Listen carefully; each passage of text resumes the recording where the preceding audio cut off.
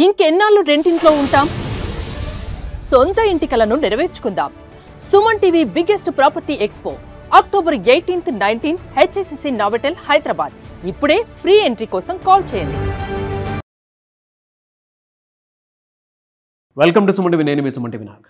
Vaidik astrology ప్రకారం కనుక మనం చూసుకుంటే కాలదోషాలు అంటే ఏంటి, ఎన్ని రకాలుగా వాటి ఎఫెక్ట్ ఉండేటువంటి అవకాశం ఉంటుంది, అట్ ద సేమ్ టైం నక్షత్రాల్లో కనుక మనం చూసుకుంటే ఎస్పెషల్లీ విమెన్కి అసలు ఏ విధంగా ఉంటుంది అనేది ఈరోజు మనతో పాటు వైదిక్ ఆస్ట్రాలజీ ఉమా గారు ఉన్నారు. వారి మాట్లాడి తెలుసుకుందాం. నమస్కారం ఉమా గారు.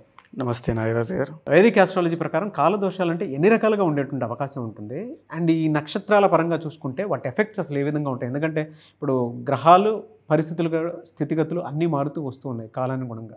వీటి ప్రభావం అసలు ఏ విధంగా ఉంటుంది? తప్పకుండా అండి. కాలదోషము అనేటువంటిది కాల అనుగుణంగా వచ్చేటువంటి దోషములు అన్నమాట. ఫర్ ఎగ్జాంపుల్ మనకి ఆస్ట్రాలజీ పరంగా జ్యోతిష శాస్త్రంలో ఒక్కొక్క గ్రహాన్ని సూచన చేస్తూ మనిషి యొక్క జీవన విధానంలో ఏ ఏ అంశాల మీద జాగ్రత్తగా ఉండాలి. గురుడు అయితే ఆర్థిక విషయాల్లోని, శుక్రుడు అయితే శారీరక సుఖ విషయాల్లో, భోగ విషయాల్లోని, తరువాత శని అయితే కష్టాల రూపంలో, ఆటంకాల రూపంలో, బద్ధకాన్ని, నిర్లక్ష్యాన్ని పక్కన పెట్టాలి అని చెప్పి ఒక్కొక్క దానికి ఒక్కొక్క నిర్దిష్టమైనటువంటి విషయాన్ని విశదీకరించారండి.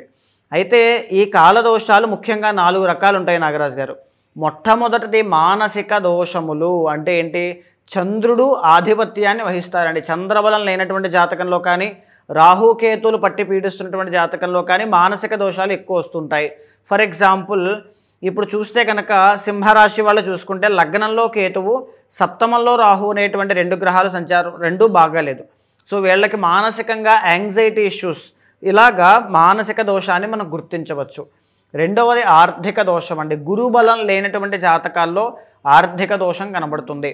ఫైనాన్షియల్లీ సక్సెస్ విషయంలో, పేరు విషయంలో అవమానపడడం కానీ, లేదు అనుకుంటే కష్టపడిన ఫలితాలు లేకపోవడం కానీ విపరీతంగా పెరుగుతూ ఉంటాయి. దీన్నే ఆర్థిక దోషము అంటారు నాగరాజు గారు. ఎవరితో ఇండికేషను? గురుడితో, బృహస్పతితో ఇండికేషన్ ఉంటుంది. ఇక భౌతిక దోషము. భౌతిక దోషము అంటే శని ఆధిపత్యం వహిస్తారండి. ఏలినాటి శని, అష్టమ శని, అర్ధాష్టమ శని, లేకపోతే కంటక శని, ఇలాంటి శని బాధలు కావచ్చు.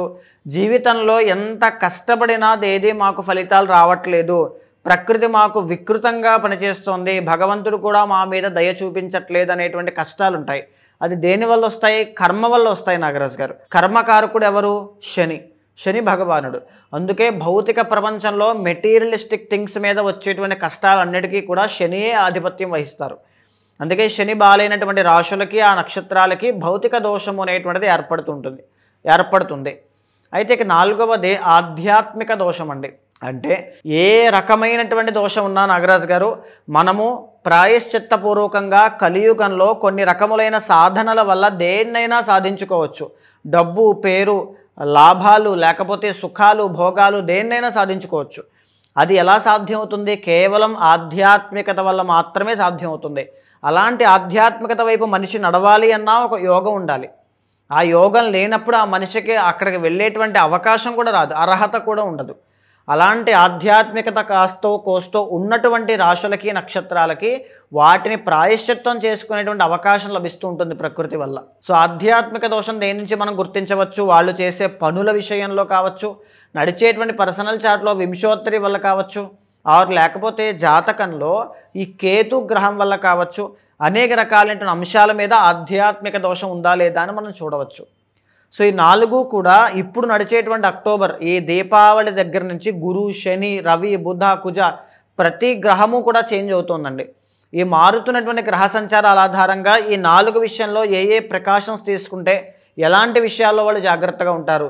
ఎందుకంటే శని పూర్వాభాద్ర నక్షత్రం మీద వెనక్కి రావడం వల్ల మళ్ళీ ఏలినాడు శని కొన్ని రాశులకి వెనక్కి రాబోతోంది. గురుబలం కొంతమందికి తగ్గుతోంది, కొంతమందికి పెరుగుతోంది. వీటిని ఎలా చూడాలి, ఎలాంటి విషయాల్లో జాగ్రత్తగా ఉండాలి అని చెప్పేటువంటిది ఈ కాలదోషాలండి. మీరు చెప్పిన దాని ప్రకారం కనుక మనం చూసుకుంటే అంటే ఈ కాలదోషాల్లో ఆరుద్ర నక్షత్రం వరకు, ఎస్పెషల్లీ విమెన్కి అక్టోబర్ నుంచి డిసెంబర్ వరకు ఏ విధంగా ఉంటుంది? ఈ దీపావళి నుంచి అసలు అంటే గ్రహమార్పులు కూడా చాలా ఎక్కువగా ఉన్నాయి. ఏ విధంగా ఉంటుంది దీపావళి నుంచి వీళ్ళకి? ఆరుద్ర అంటే శివుడి యొక్క నక్షత్రం అండి. చాలా అపూర్వమైనటువంటి నక్షత్రం. అధిపతి రాహు అవుతారు. మిథున రాశికి సంబంధించినటువంటి నక్షత్రం ఇది. మీకు నేను కొన్ని విషయాలు చాలా డీటెయిల్డ్గా చెప్తాను, బాగా వినండి. ఆరుద్ర నక్షత్రంలో జన్మించినటువంటి 4 పాదాల్లో ఎవరు పుట్టినా మీకు రాజయోగం పట్టబోతోంది అని చెప్పచ్చు. ఎందుకు? గురువు అనేటువంటి ప్లానెట్ దేవగురు, అంటే మనీకి, వెల్త్కి, ఫేమ్కి, అన్నిటికీ కూడా సక్సెస్కి ఆధిపత్యాన్ని వహించేటువంటి గురుడు మీకు యోగిస్తూ ఉన్నారు. అది మళ్ళీ మీకు జూన్లో వచ్చే సంవత్సరం వచ్చినా ఇప్పుడు ముందు అతిచారం వల్ల ముందుకు రావడం వల్ల ఈ 2.5 months అంటే డిసెంబర్ ఎండ్ వరకు కూడా మనీ బ్లాకేజెస్ ఏవైనా ఉంటే అవన్నీ క్లియర్ అవుతాయి. మీరు జాబ్ కోసం చూస్తుంటే 100% వస్తుంది. And 7th and 10th lord marriage కోసం చూస్తుంటే మ్యారేజ్ అవుతుంది. బిజినెస్లో మీరు ఏమైనా స్టార్టప్ అయ్యి నాకు ఇప్పుడిప్పుడే బిజినెస్ అవుతుందండి అంటే ఎలా పెరుగుతుంది అంటే ఖచ్చితంగా పెరుగుతుంది. మిరాకిల్ అయినా మ్యాజిక్ అయినా జరుగుతుంది, ఏమీ టెన్షన్ పడద్దు. 10th లార్డ్ గురుడు 2nd ఉన్నారు కాబట్టి మీ కెరీర్ గ్రోత్ అనేటువంటిది కూడా ఇక్కడే టర్నింగ్ పాయింట్ అనేటువంటిది వస్తుంది. అయితే ఇంకా చూడండి, శని అనేటువంటి ఆయన భౌతిక దోషం అయితే స్వల్పంగా కనబడుతోంది. ఎందుకు? 9th హౌస్లో శని రాహుల కంజంక్షన్ కనబడుతోంది. దీనివల్ల మనీ బ్లాకేజెస్ ఉంటాయి. మీరు డబ్బులు వచ్చాయి కదా అని చెప్పి విపరీతంగా ఖర్చు పెట్టద్దు. ఎక్కడ పడితే అక్కడ ఇన్వెస్ట్మెంట్స్ అనేటువంటివి చేయొద్దు. ఎవరిని పడితే వాళ్ళని నమ్మొద్దు. ఇది బాగా గుర్తుపెట్టుకోండి. శని రాహువులు అంటే మీ డబ్బులన్నీ తీసుకుని ఒక చోట పెడతారు, వాళ్ళు మిమ్మల్ని మోసం చేస్తారు. డబ్బులు వచ్చాయి, ఆ సాటిస్ఫాక్షన్ ఉండే లోపలనే మొత్తం పోతాయి. చాలా జాగ్రత్త. అయితే 3వ స్థానంలో కేతు చాలా బాగున్నారు. మీ పట్టుదలతో, మీ స్వయం కృషితో, మీ స్టబార్న్ నేచర్ ఏదైతే ఉంటుందో మొండి పట్టుదల, దాంతోనే అన్ని సాధించుకుంటూ వెళ్తారు. ఏం ప్రాబ్లం లేదు. పంచమంలో రవి నీచ స్థితిలోకి వెళ్ళబోతున్నారు. దీన్ని మాత్రం బాగా జాగ్రత్తగా చూడాలి. ఎందుకనంటే 3rd లార్డ్ అయినటువంటి రవి 5th నీచ స్థితిలోకి వెళ్తున్నారు. అక్టోబర్ 17 దగ్గర నుంచి నవంబర్ 17 దాకా. ఈ 1 month పీరియడ్ ఆఫ్ టైంలో ఏం జరుగుతుంది? మీ చుట్టుపక్కల ఉండే కొలీగ్స్ మీద, మీ సిబ్లింగ్స్ మీద ఒక కన్నేసి ఉంచండి. వాళ్ళ వల్ల మీకు ఏదైనా నష్టం జరిగే అవకాశాలు ఉంటాయి. తర్వాత మీ ఫాదర్ యొక్క ఆరోగ్యాన్ని జాగ్రత్తగా చూసుకోండి. మీ కుటుంబంలో ఉండే పెద్దవాళ్ళ యొక్క ఆరోగ్యాన్ని జాగ్రత్తగా చూసుకోవాలి. తర్వాత మేజర్లీ రాజకీయ రంగంలో ఎవరైతే ఉంటారో మీ యొక్క రాజకీయ భవిష్యత్తు మీద ముందుగానే ప్రణాళిక వేసుకోవాలి. ఎందుకంటే రవి రాజకీయాలకి కారణం. పనులన్నీ కూడా సమయానికి పూర్తయ్యే విధంగా నిర్లక్ష్యాన్ని, బద్ధకాన్ని పక్కన పెట్టి ముందుకు వెళ్ళండి. రాజయోగం పక్కా చూస్తారు. అయితే బుధుడు అనేటువంటి ఆయన చాలా బాగున్నారు. వ్యాపారస్తులు, stock market, share market, trading చేసేటువంటి వాళ్ళకి, వ్యాపార విస్తీర్ణత కోసం చూసే వాళ్ళకి ఎక్స్ట్రాడినరీ బాగుంది, ఏం ప్రాబ్లం లేదు. తర్వాత కుజుడి యొక్క బలాన్ని గమనించండి. నవంబర్ 15 వచ్చేంత వరకు కూడా కుజుడికి అంత బలం అందట్లేదు. నవంబర్ 15 తర్వాత మీరు బాగా గమనిస్తే కుజుడు 6th వృశ్చికంలో ఓన్ హౌస్లో యోగిస్తున్నారు. November 17న Ravi 6th యోగిస్తున్నారు. బుధుడు కూడా మీకు క్రమేపీ యోగిస్తారు. తర్వాత శుక్రుడు కూడా అదే మంత్లో 5th హౌస్లో ఓన్ హౌస్లోకి వస్తున్నారు. ఆరుద్ర నక్షత్రం వాళ్ళకి నవంబర్ మధ్యలో నుంచి ఎంతటి గొప్ప రాజయోగమో చూడండి. గురుబలం ఉంది. రవి, కుజ, బుధ, శుక్ర అందరూ కూడా యోగిస్తున్నారు. మీరు ఏదైతే అనుకుంటారో అది ఖచ్చితంగా సాధించి తీరుతారు. పెద్ద పెద్ద ప్రాజెక్టులు పెద్దగా ఆలోచించండి, విజన్ పెంచండి, ప్రయత్న బలాన్ని పెంచండి. మీరు ఏదైతే కోరుకుంటున్నారో దాని మీదే ఫోకస్ చేయండి, వస్తాయి. 9th అంటే పూర్వ పుణ్యస్థానం కాబట్టి మీకు ఏదైనా కర్మ దోషాలు ఉంటే పర్సనల్ చార్ట్ చూసుకుని వెంటనే క్లియర్ చేసుకోండి. అంతకు మించి పెద్ద ప్రాబ్లమ్స్ అయితే ఏమీ కాదు. ఎక్కువగా సుదర్శన చండీ హోమం కానీ, సుదర్శన చండీ యాగం కానీ చేయండి. శని సుదర్శనం స్వామికి చేయడం వల్ల శని దోషం తగ్గుతుంది. రాహు అనేటువంటి ప్లానెట్ బలపడాలి అంటే చండీ హోమం కానీ, వనదుర్గ కానీ చేయాలి. సో సుదర్శన చండీ ఎప్పుడైతే చేస్తారో మనీ విషయంలో ప్రాబ్లమ్స్ ఉండవు, రాబడి పెరుగుతుంది. అపాత్ర దానం చేయరు, అంటే ఎవరికి పడితే వాళ్ళకి డబ్బులు ఇచ్చేయడం లాంటివి.